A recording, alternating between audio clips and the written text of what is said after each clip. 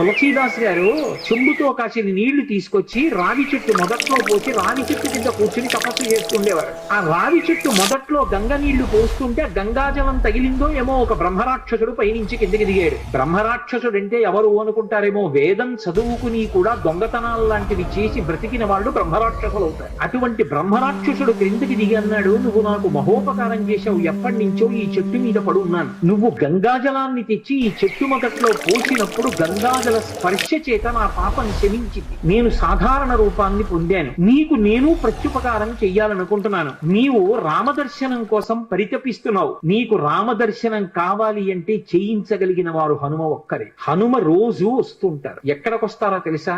ఎక్కడెక్కడ రామనామం జరుగుతుందో, ఎక్కడెక్కడ రామనామం ప్రస్తావనకు వస్తుందో, ఎక్కడెక్కడ రామ కథ చెప్పబడుతుందో అక్కడ ఉంటారు. కాశీలో హనుమాన్ ఘాట్ లో ఒక వ్యక్తి రోజు రామాయణం చెప్తున్నాడు. అక్కడికి వచ్చి కూర్చుంటారు. ఎలా గుర్తుపడతావో తెలుసా? అందరికన్నా ముందు సభలోకి వస్తారు. అందరికన్నా ఆఖరణ కళ్ళ నీళ్ల పెట్టుకుని ఒక్కడు తలదించుకుని నడిచి వెళ్ళిపోతూ ఉంటాడు. నువ్వు గుర్తుపట్టి వెంట వెళ్ళు అన్నారు. తులసీదాస్ గారు హనుమాన్ ఘాట్కి వెళ్ళి కూర్చున్నారు. అందరికన్నా ముందు ఒక వ్యక్తి వచ్చాడు రామాయణం వినడానికి. అందరూ వెళ్ళిపోయిన తర్వాత తల ఉంచుకుని కన్నులమ్మట నీరు కారుతుండగా వెడుతున్నాడు. తులసీదాస్ గారు ఆయన వెంటపడ్డారు. ఆ వ్యక్తి కనిపెట్టాడు, ఎవరో నన్ను వెంబడిస్తున్నారని. ఆయన హనుమ. ముందు వెడుతున్నవారు వెనక్కి తిరిగి గద్దించారు. ఎందుకు నా వెంట వస్తున్నావు? ఆగక. కాదు, నాకు రామదర్శనం కావాలి, నీ వల్లే జరగాలి. వెళ్ళి కాళ్ళ మీద పడ్డారు. కాళ్ళ మీద పడితే ఆయన ఒక స్థలాన్ని చెప్పారు. అక్కడ కూర్చుని నువ్వు జపం చెయ్యి, తపస్సు చెయ్యి, నీకు రామదర్శనం అవుతుందన్నారు. తులసీదాస్ గారు కూర్చుని తపస్సు చేస్తున్నారు. తపస్సు చేస్తుంటే